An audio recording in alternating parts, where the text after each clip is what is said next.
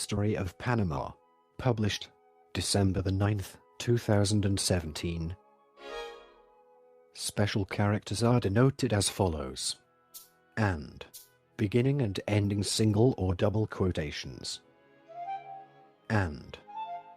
Left and right parentheses. An M dash. 3 consecutive periods. This article may require cleanup to meet Wikipedia's quality standards.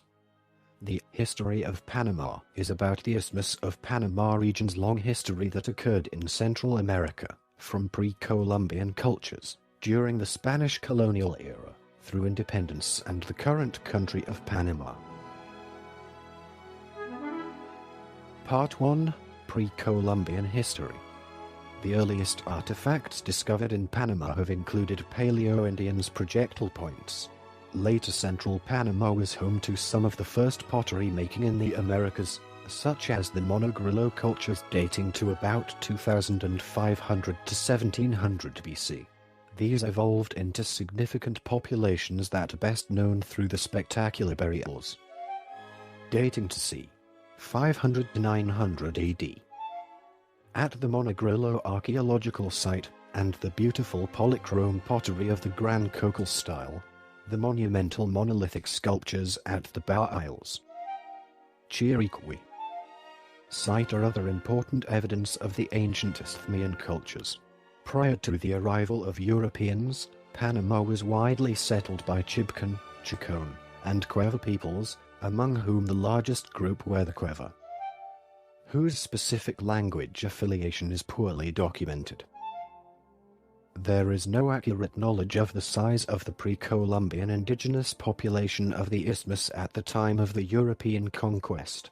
Estimates range as high as 2 million people, but more recent studies place that number closer to 200,000. Archaeological finds, as well as testimonials by early European explorers, describe diverse native Isthmian groups exhibiting cultural variety and already experienced in using regional trade routes. The indigenous people of Panama lived by hunting, gathering edible plants and fruits, growing corn, cacao, and root crops. They lived in small huts made of palm leaves over a rounded branch structure, with hammocks hung between the interior walls. Part 2. Spanish colonial period. In 1501, Rodrigo de Bastidas was the first European to explore the Isthmus of Panama, sailing along the eastern coast. A year later, Christopher Columbus, on his fourth voyage, sailing south and eastward from Upper Central America, explored Bocas del Toro, Veragua, the Chagas River and Porto Bello, Beautiful Port, which he named. Soon Spanish expeditions would converge upon Tierra Firma, also Tierra Firme, Spanish from the Latin terra firma, dry land or mainland, which served in Spanish colonial times as the name for the Isthmus of Panama. In 1509, authority was granted to Alonso de Ojeda and Diego de Nicuer to colonize the territories between the west side of the Gulf of Urabá to Cabo Gracias Dios in present-day Honduras. The idea was to create an early unitary administrative organization similar to what later became Nueva España, now Mexico. Tierra Firme later received control over other territories, the Isla de Santiago, now Jamaica, the Cayman Islands, Roncador, Quitasueno, and Providencia, and other islands now under Colombian control. Part 2. Spanish colonial period. Chapter 1. Santa Maria la Antigua del Darien. In September 1510, the first permanent European settlement, Santa Maria la Antigua del Darien, on the Americas mainland was founded. Vasco Núñez de Balboa and Martin Fernández de Enciso agreed on the site near the mouth of the Terena River on the Atlantic. Balboa maneuvered and was appointed mayor on the first official Cabildo Abierto municipal council held on the mainland. On August the 28th, 1513, The Santa Maria de la Antigua del Darien mission was erected with Fray Juan de Quevedo as the first Catholic bishop in the continental Americas. Part 2. Spanish Colonial Period. Chapter 2. Balboa Expedition. On September the 25th, 1513, the Balboa expedition verified claims by indigenous people that the Panama Isthmus had another coast to the southwest along another ocean. Balboa was the first known European to see the Pacific Ocean, which he named the South Sea. The fantastic descriptions of the isthmus by Balboa, as well as by Columbus and other explorers, impressed Ferdinand II of Aragon and Castilla, who named the territory Castilla Orifica, or Castilla del Oro, Golden Castile. He assigned Pedro Arias de Villa as royal governor. Pedro Arias arrived in June 1514 with a 22-vessel, 1,500 men armada. De Villa was a veteran soldier who had served in the wars against the Moors at Granada and in North Africa. Part 2. Spanish Colonial Period. Chapter 3. Colonization. On August the 15th, 1519, Pedro Arias, having abandoned Santa Maria la Antigua del Darien, moved the capital of Castilla del Oro with all its organizational institutions to the Pacific Ocean's coast and founded Nuestra Señora de la Asunción de Panama, present-day Panama City, the first European settlement on the shores of the Pacific. Governor Pedro Arias sent Gil González de Villa to explore northward, and in 1524 Francisco Hernández de Córdoba to settle that region, present-day Nicaragua. Pedro Arias was a party to the agreement authorizing the expedition by conquistadors Francisco Pizarro and Diego de Almagro that brought the European discovery and conquest of the Inca Empire, present-day Peru. In 1526, Pedro Arias was superseded as governor of Panama by Pedro de los Rios and retired to Leon in Nicaragua, where he was named its new governor on July 1, 1527. Here he died on March 6, 1531, aged 63. Panama was part of the Spanish Empire for over 300 years. 1513 to 1821, and its fate changed with the geopolitical importance of the isthmus to the Spanish crown. In the 16th and 17th centuries, at the height of the empire, no other region would prove of more strategic and economic importance. Governor Pedro Arias began building intercontinental and transisthmian portage routes, such as the Camino Real and Camino de Cruces, linking Panama City and the Pacific with Nombre de Dios, and later with Portobello and the Atlantic, making possible the establishment of a transatlantic system of treasure fleets and trade. It is estimated that of all the gold entering Spain from the New World between 1531 and 1660, 60% had arrived at its destiny via the treasure fleet and fares system from Nombre de Dios/Portobello. Explorations and conquest expeditions launched from Panama claimed new lands and riches from Central and South America. Other explorations sought a natural waterway between the Atlantic and the South Sea with the hope of reaching the Moluccas, Spice Islands, Maluku Islands, and Cathay, China. Part 2. Spanish Colonial Period. Chapter 4. Royal Audiencia of Panama. In 1538, the Audiencia Real de Panama, Royal Audiencia of Panama, was established, initially with jurisdiction from Nicaragua to Cape Horn. An Audiencia Real, Royal Audiencia, was a judicial district that functioned as an appellate court. Each audiencia had oidores, a hearer, a judge. Strategically located on the Pacific coast, Panama City was relatively free of the permanent menace of pirates that roamed the Atlantic coast for over 1.5 centuries. until it was destroyed by a devastating fire, when the pirate Henry Morgan sacked it on January the 28th, 1671. It was rebuilt and formally established on January the 21st, 1673, in a peninsula located 8 kilometers from the original settlement. The ruins of the original city are a tourist attraction known as Old Panama. In 1698, a Scottish colony called New Caledonia was founded west of the Gulf of Darien in the Bay of Caledonia, under the Darien Scheme. The scheme failed for a number of reasons, and the ensuing Scottish debt contributed to the 1707 Acts of Union that joined the previously separate states of the Kingdom of England and the Kingdom of Scotland into the Kingdom of Great Britain. When Panama was colonized, the indigenous peoples who survived many diseases, massacres and enslavement of the conquest ultimately fled into the forest and nearby islands. Indian slaves were replaced by imported enslaved Africans. Panama developed a distinctive sense of autonomy and regional or national identity well before the rest of the colonies.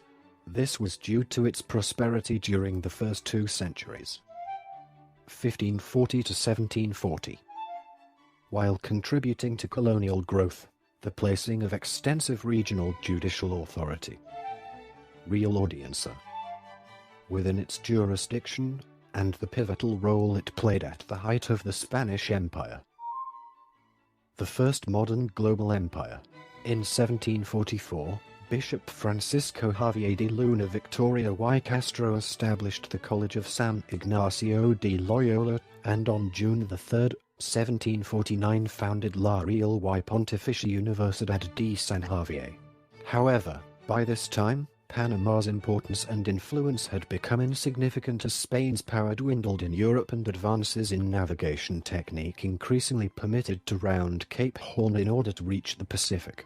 While the Panama route was short, it was also labor-intensive and expensive because of the loading and unloading and laden-down trek required to get from the one coast to the other.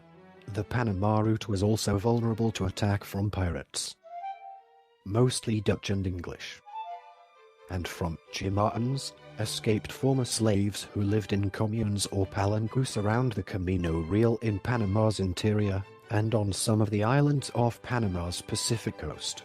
During the latter 18th and early 19th centuries, migrations to the countryside decreased Panama City's population and the isthmus economy shifted from the tertiary to the primary sector. Attempts by other Europeans to take its Caribbean territory prompted Spain to found the Viceroyalty of New Granada, northern South America. In 1713, the Isthmus of Panama was placed under its jurisdiction, but the remoteness of New Granada's capital Santa Fe de Bogotá proved to be a great obstacle. The authority of the new Viceroyalty was contested by the seniority, close proximity, previous ties to the Viceroyalty of Peru in Lima and even Panama's own initiative. This uneasy relationship between Panama and Bogotá would persist for a century. Part 3. Independence. In 1819, New Granada finally achieved freedom from Spain. Panama and the other regions of former New Granada were therefore technically free. Panama considered union with Peru or with Central America in federations that were emerging in the region. Finally, it was won over by Venezuela's Simon Bolivar, who, after residing in Jacmel, Haiti, was given 2 armies to liberate South America. Bolivar's ambitious project of a Gran Colombia, 1819 to 1830, was taking shape. Then, timing the action with the rest of the Central American Isthmus, Panama declared independence in 1821 and joined the Southern Federation. As the Isthmus Central Interoceanic Traffic Zone, as well as the city of Panama, had been of great historical importance to the Spanish Empire and subject of direct influence, so the differences in social and economic status between the more liberal region of Azuero and the much more royalist and conservative area of Veraguas displayed contrasting loyalties. When the Grito de la Villa de los Santos independence motion occurred, Veraguas firmly opposed it.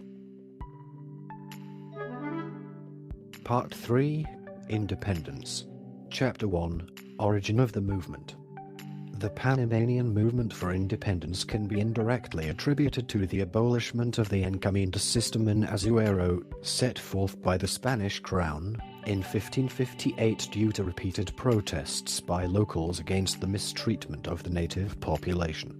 In its stead, a system of medium and smaller-sized land ownership was promoted, thus taking away the power from the large landowners and into the hands of medium and small-sized proprietors. However, the end of the encomienda system in Azuero sparked the conquest of Veraguas in that same year. Under the leadership of Francisco of Asquez, the region of Veraguas passed into Castilian rule in 1558. In the newly conquered region, the old system of encomienda was reimposed. Chapter 1. Origin of the movement. Section 1. Printing. After the region of Veraguas was conquered, the two regions settled for a mutual dislike of each other. Inhabitants of Azuero considered their own region symbolic of the power of the people, while Veraguas represented an old, oppressive order. Diametrically, inhabitants of Veraguas saw their region as a bastion of loyalty and morality, while Azuero was a hotbed for vice and treason. The tension between the two regions peaked when the first printing press arrived in Panama in 1820. Under the guidance of José María Goitia, the press was used to create a newspaper called La Miscelánea. Panamanians Mariano Arosmena, Manuel María Ayala, and Juan José Calvo, as well as Colombian Juan José Argote, formed the writing team of the new newspaper, whose stories would circulate throughout every town in the Isthmus. The newspaper was put to use for the cause of independence.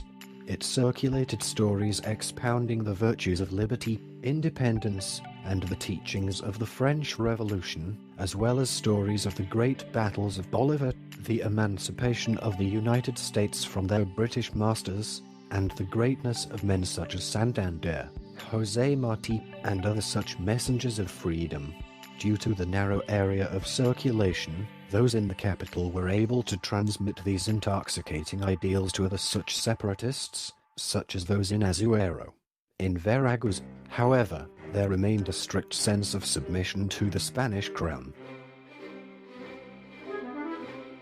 Part 3. Independence. Chapter 2.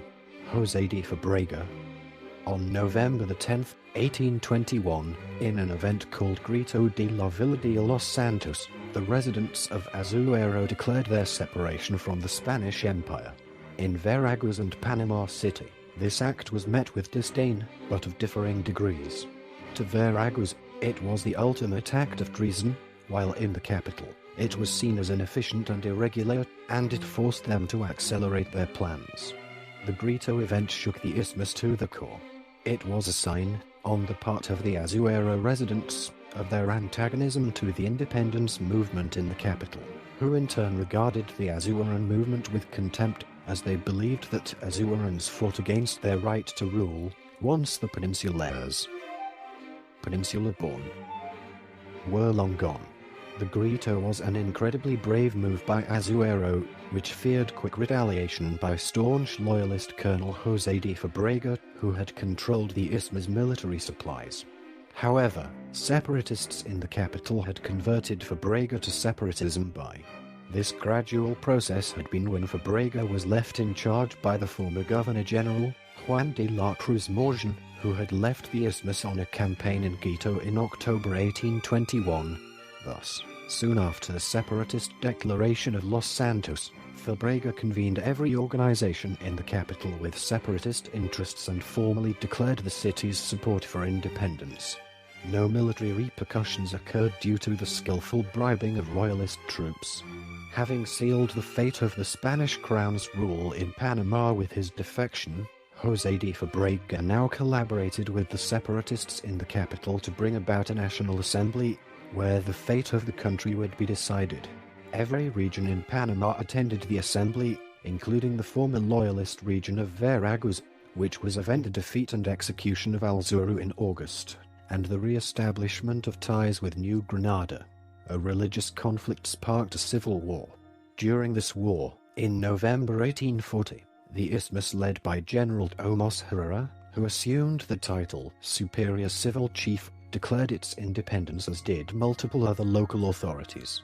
The state of Panama took in March 1841 the name of Estado Libre del Istmo, or the Free State of the Isthmus.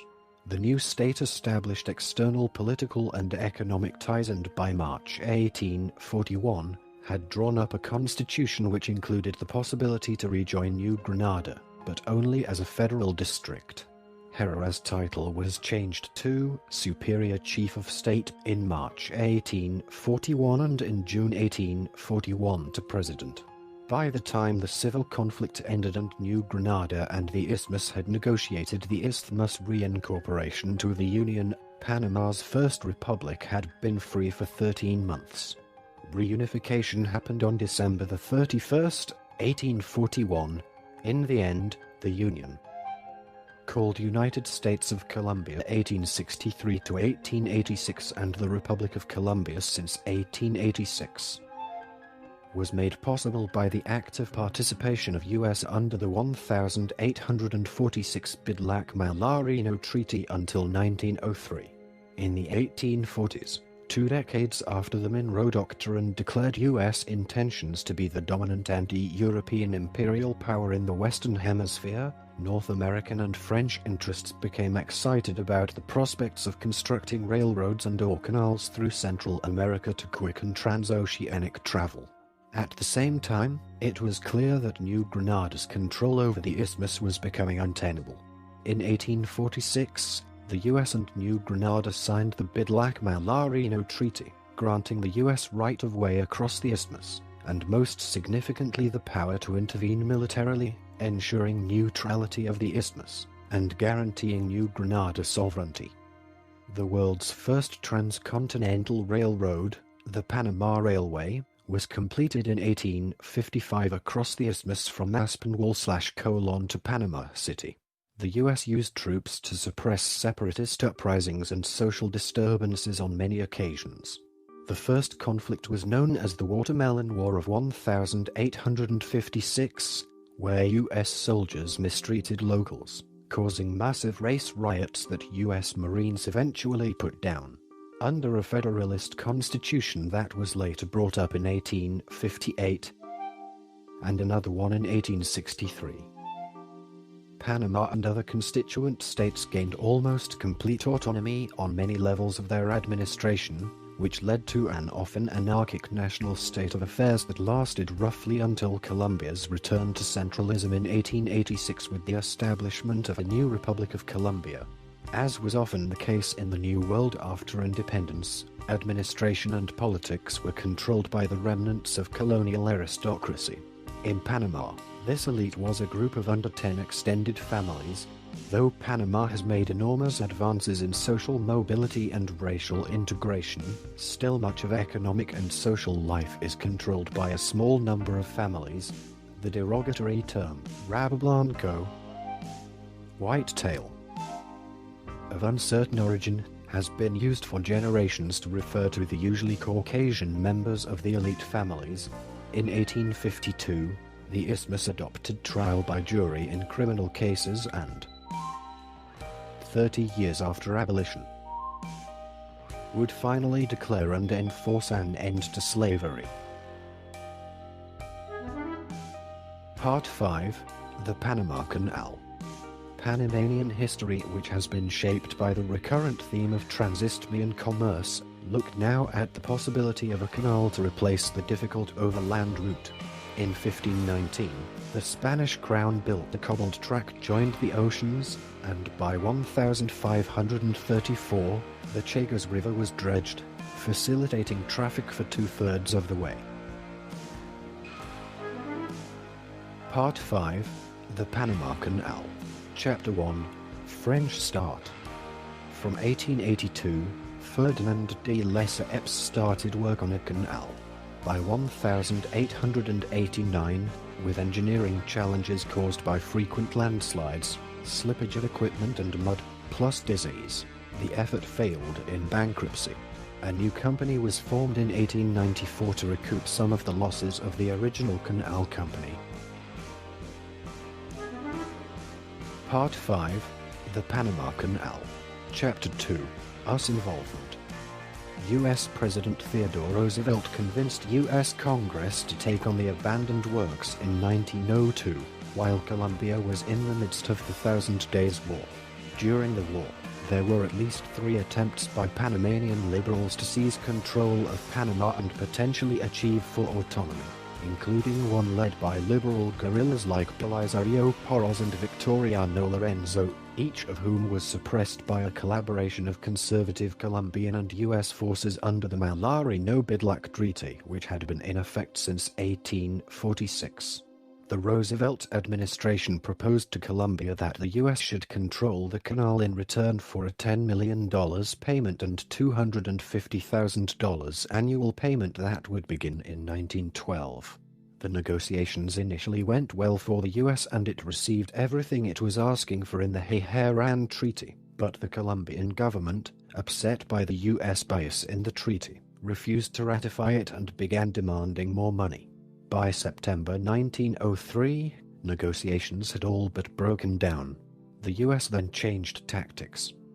According to the treaty, the U.S. was to pay $40 million to the stockholders of the French company that had tried to build the canal across Panama. Colombia's rejection of the treaty confronted these French investors with the prospect of losing everything. At this point, the French company's chief lobbyist and a major stockholder, Felipe Bunau Varela, went into action.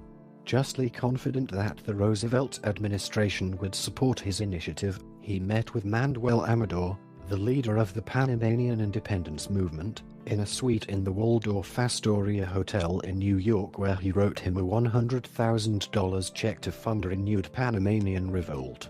In return, Bunau Varela would become Panama's representative in Washington. Bunau Varela arranged for the Panama City Fire Department to stage a revolution against Colombia, which officially began on November 3, 1903.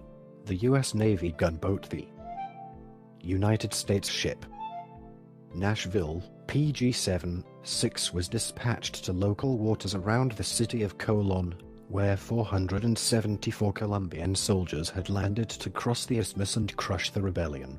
Nashville's commanding officer, Commander John Hubbard, sent a small party ashore and, with the support of the American superintendent of the Panama Railroad, prevented the Colombians from taking the train to Panama City. On November 13, 1903, after 57 years of policing Bogota's interests, the U.S. formally recognized the country of Panama. Less than 3 weeks later, on November 18, 1903, the Bunau Varela Treaty was signed between Frenchman Felipe Bunau Varela, who had promptly been appointed Panamanian ambassador to the United States, representing Panamanian interests, and the U.S. Secretary of State John Hay. The treaty allowed for the construction of a canal and U.S. sovereignty over a strip of land 10 miles, 16 kilometers wide and 50 miles, 80 kilometers long, 16 kilometers by 80 kilometers, on either side of the Panama Canal Zone. In that zone, the U.S. would build a canal, then administer, fortify, and defend it in perpetuity. Roosevelt's explanation of the U.S. role in the region was made clear throughout many speeches since 1902. First, he invoked the Malari-No-Bid-Lac Treaty. Second, he made clear that Colombia had rejected his offers for a deal. And finally, he argued that Colombia had never been able to prevent Panama from gaining sovereignty. On his December 7, 1903 third annual message to the Senate and House of Representatives, he enumerated an extensive list of interventions the U.S. Armed Forces had made in Panama since 1850, explaining, quote, "The above is only a partial list of the revolutions, rebellions, insurrections, riots, and other outbreaks that have occurred during the period in question, yet they number 53 for the 53 years. And he added, quote, "In short, the experience of over half a century has shown Colombia to be utterly incapable of keeping order on the isthmus. Only the active interference of the United States has enabled her to preserve so much as a semblance of sovereignty. Had it not been for the exercise by the United States of the police power in her interest, her connection with the isthmus would have been sundered long ago. Treaties like the Bidlack-Mallarino Treaty were considered constitutional and legal, even though they involved U.S. interference in matters of a sovereign country. Roosevelt's speeches made clear that the U.S. decided to unilaterally break with the Bidlack-Mallarino Treaty and, instead of solving the internal Panamanian problem as the treaty stipulated, helped Panama to separate from Colombia. Thus it enforced only that part of the treaty which was of interest to the U.S., namely, it granted the U.S. significant transit rights over the Panamanian Isthmus. It is a common mistake to call the 1903 events Panama's independence from Colombia. Panamanians do not consider themselves former Colombians. They celebrate their independence from Spain on November the 28th, 1821, and separation from Colombia on November the 3rd, 1903, which is referred to as Separation Day. Part 5, The Panama Canal. Chapter 3, Reaction to the Bunau-Varilla Treaty. The reaction to the treaty in the US was generally positive, public support for building a canal, as the treaty effectively guaranteed. Having already been high, the Panamanian reaction, however, was more mixed. Although the new Panamanian government, led by Manuel Amador, was happy to have its independence from Colombia, they also knew that the US could easily assert itself over them if it felt they were not working in line with its interests. They had instructed their ambassador, Bunau-Varilla, to not make any agreements with the US that would compromise Panama's new freedom, nor could he make a canal treaty without consulting them. Both of these orders were ignored. Nevertheless, the Panamanian government, fearing the alternative, ratified the treaty. By the time the canal opened in 1914, many Panamanians still questioned the validity of the treaty.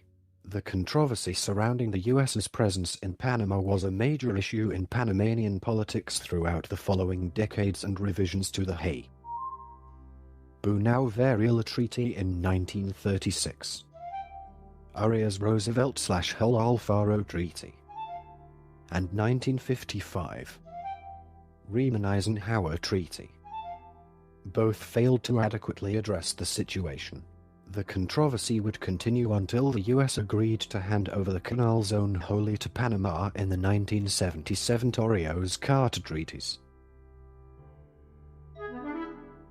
Part 5, The Panama Canal. Chapter 4, Construction. The Panama Canal was built by the U.S. Army Corps of Engineers between 1904 and 1914, the existing 83-kilometer, 50 miles, Lock Canal is considered one of the world's great engineering triumphs. On January 5, 1909, the government of Rafael Reyes in Colombia signed and presented to its Congress a treaty that would officially recognize the loss of its former province, but the treaty was not ratified due to popular and legislative opposition. Negotiations continued intermittently until a new treaty was signed on December 21, 1921, which formally accepted the independence of Panama. Roosevelt's policy to walk softly and carry a big stick, and the canal company's apartheid early on, have been much criticized. Yet, beyond the financial injection to the country's economy and workforce, the changes brought about by the canal venture were largely positive for Panama. To sanitize the area before and during construction, engineers developed an infrastructure to treat potable water, sewage, and garbage that encompassed the canal's own and the cities of Panama and Colon. Standards in construction, transportation and landscaping for the canal zone's urban development during the first half of the 20th century had no parallel in tropical regions in the hemisphere. Dr. William Gorgas used techniques pioneered by Cuban physician Carlos Finley to rid the area of yellow fever between 1902 and 1905. Gorga's work in the sanitation of the canal zone and the cities of Panama and Colon eventually made him sought after internationally. The Panama Canal, the area supporting the canal, and remaining U.S. military bases were turned over to Panama on December 31, 1999 in accordance with the Torrijos-Carter Treaties. Part 6. Military coups and coalitions. From 1903 until 1968, Panama was a republic dominated by a commercially oriented oligarchy. During the 1950s, the Panamanian military began to challenge the oligarchy as political hegemony. The January 9, 1964 Martyrs' Day riots escalated tensions between the country and the U.S. government over its long-term occupation of the Canal Zone. 20 rioters were killed, and 500 other Panamanians were wounded. 4 U.S. soldiers were killed as well. In October 1968, Arnulfo Arias Madrid was elected president for the third time. Twice ousted by the Panamanian military, he was ousted again as president by the National Guard after only 10 days in office.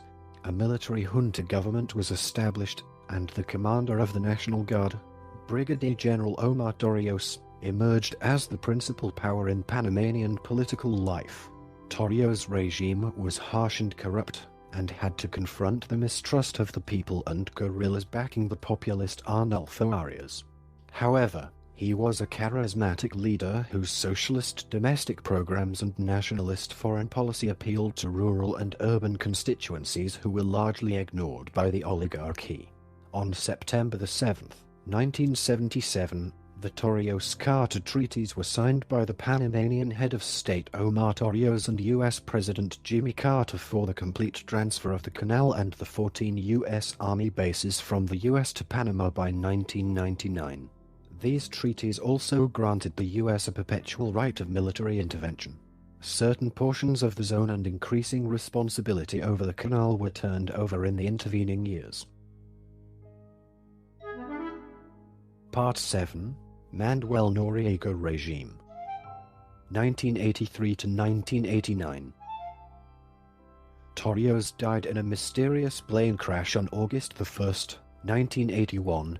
The circumstances of his death generated charges and speculation that he was assassinated. Torrijos' death changed the tone but not the direction of Panama's political evolution. Despite constitutional amendments in 1983, which appeared to proscribe a political role for the military, the Panama Defense Forces (PDF) continued to dominate political life behind a facade of civilian government. By then, General Manuel Noriega was firmly in control of both the PDF and the civilian government, and had created the Dignity Battalions to help suppress opposition. Despite undercover collaboration with U.S. President Ronald Reagan on his Contra war in Nicaragua, including the infamous Iran-Contra affair, to deliver arms and drugs by airplane, relations between the United States and Panama worsened in the 1980s. In response to a domestic political crisis and an attack on the U.S. Embassy, the U.S. froze economic and military aid to Panama in the summer of 1987. Tensions sharpened in February 1988 when Noriega was indicted in U.S. courts for drug trafficking. In April 1988, Reagan invoked the International Emergency Economic Powers Act, freezing Panamanian government assets in U.S. banks, withholding fees for using the canal, and prohibiting payments by U.S. agencies, firms, and individuals to the Noriega regime. The country went into turmoil. National elections of May 1989 were marred by accusations of fraud from both sides. Panamanian authorities arrested American Kurt Muse, who had set up an installation to jam Panamanian radio and broadcast phony election returns. However, the election proceeded and Guillermo Endara won by a margin of over 3-1 over Noriega. The Noriega regime promptly annulled the election, citing massive U.S. interference, and embarked on new repression. Foreign observers, including the Catholic Church and Jimmy Carter, certified Endara's electoral victory despite widespread attempts at fraud by the regime. At the request of the U.S., The Organization of American States convened a meeting of foreign ministers but was unable to obtain Noriega's departure. The US began sending thousands of troops to bases in the Canal Zone. Panamanian authorities alleged that US troops left their bases and illegally stopped and searched vehicles in Panama. An American Marine got lost in the former French quarter of Panama City, ran a roadblock, and was killed by Panamanian police, which was a part of the Panamanian military. Part 7, Manuel Noriega Regime Chapter 1, U.S. Invasion. 1989. By autumn 1989 the regime was barely clinging to power. On December 20th, U.S. troops began an invasion of Panama. They achieved their objectives and began withdrawal on December 27th. The U.S. was obligated to return control of the canal to Panama on January 1st due to a treaty signed decades before. Endara was sworn in as president at a U.S. military base on the day of the invasion. Noriega is now serving a 40-year sentence for drug trafficking. Estimates of the loss of Panamanian life vary between 500 and 7,000. There are also claims, by whom, that U.S. troops buried many corpses in mass graves, which have not been found, or threw them in the sea. Much of the Trillo neighborhood was destroyed by fire soon after the start of the invasion, due to the testing of incendiary devices by the U.S. military and deliberate burning by fleeing Panamanian government members. After the invasion, U.S. President George H.W. Bush announced $1 billion in aid to Panama. Critics argue that about half of the aid was a gift from American taxpayers to American businesses, because $400 million consisted of incentives for U.S. business to export products to Panama. $150 million was to pay off bank loans and $65 million went to private sector loans and guarantees to U.S. investors. Part 8, After Noriega, 1989-present. In the morning of December the 20th, 1989, hours after the invasion started, the presumptive winner of the May 1989 election, Guillermo Endara, was sworn in as president of Panama at a U.S. military installation in the Canal Zone. On December 27th, Panama's electoral tribunal invalidated the Noriega regime's annulment of the May 1989 election and confirmed the victory of opposition candidates for president, Endara, and vice presidents, Guillermo Ford and Ricardo Arias Calderón. President Endara took office as the head of a four-party minority government, pledging to foster Panama's economic recovery, transform the Panamanian military into a police force under civilian control, and strengthen democratic institutions. During its 5-year term, the Endara government struggled to meet the public's high expectations. Its new police force proved to be a major improvement in outlook and behavior over its thuggish predecessor but was not fully able to deter crime. In 1992, he would have received 2.4% of the vote if there had been an election. Citation needed. After an internationally monitored election campaign, Ernesto Perez Baladeres was sworn in as president on September 1, 1994. He ran as the candidate for a three-party coalition dominated by the Democratic Revolutionary Party, PRD, the erstwhile political arm of the military dictatorship during the Torrijos and Noriega years. A longtime member of the PRD, Perez Baladeres worked skillfully during the campaign to rehabilitate the PRD's image, emphasizing the party's populist Torrijos roots rather than its association with Noriega. He won the election with only 33% of the vote when the major non-PRD forces, unable to agree on a joint candidate, splintered into competing factions. His administration carried out economic reforms and often worked closely with the U.S. on implementing the Canal treaties. On May 2, 1999, Miriam Moscoso, the widow of former President Arnulfo Arias Madrid, defeated PRD candidate Martin Torrijos, son of the late dictator. The elections were considered free and fair. Moscoso took office on September 1st, 1999. During her administration, Moscoso tried to strengthen social programs, especially for child and youth development, protection, and general welfare. Education programs have also been highlighted. More recently, Moscoso focused on bilateral and multilateral free trade initiatives with the hemisphere. Moscoso's administration successfully handled the Panama Canal transfer and has been effective in administering of the canal. Panama's official counter-narcotics cooperation has historically been excellent. For example, officials of the U.S. Drug Enforcement Administration praised the role of Manuel Noriega prior to his falling out with the U.S. over his own drug dealing. The Panamanian government expanded money laundering legislation and concluded with the U.S. a counter-narcotics maritime agreement and a stolen vehicles agreement.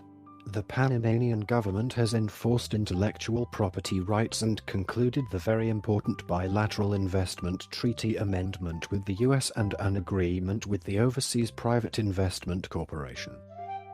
OPIC. The Moscoso administration was very supportive of the United States in combating international terrorism. In 2004, Martin Torrijos again ran for president and this time won handily. This recording is a derivative work from Wikipedia. For more information, please visit www.frogcast.org.